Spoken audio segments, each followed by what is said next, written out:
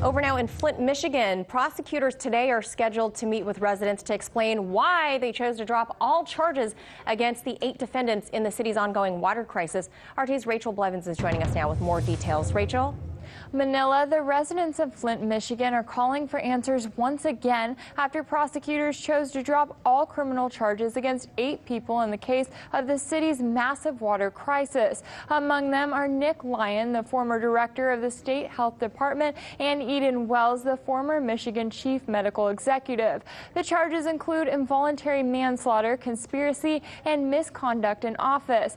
Now, it has been 5 years since the city was launched into the national spotlight after it was revealed that more than 100,000 residents had been exposed to dangerous levels of lead in their drinking water.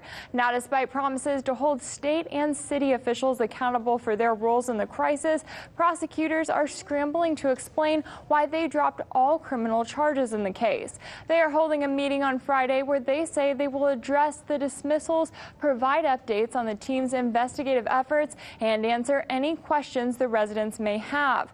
The official death toll stands at 12 people who died from Legionnaire's disease after they were exposed to Flint's contaminated water. While investigations have warned the actual death toll is likely much higher, one local activist told the Big Picture's Holland Cook that he is questioning why no one has been held accountable for those deaths. If I went to Flint and I poisoned one well, I would be in jail for murder. But obviously you can be the governor and poison a whole city and not be held accountable. And that's what I see here. I see people who are in high places, people who are wealthy, people who are government officials that were responsible for the well-being of those residents, that were extremely vulnerable in the city of Flint, not being held accountable.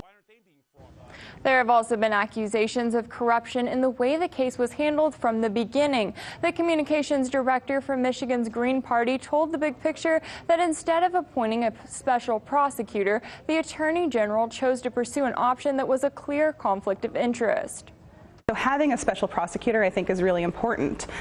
What they've done is appointed Kim Worthy, who is the Wayne County prosecutor, and that immediately gives her a conflict of interest. The reason being is that there are ties to what happened in Flint to Detroit's bankruptcy and what was going on with the emergency manager at the same time.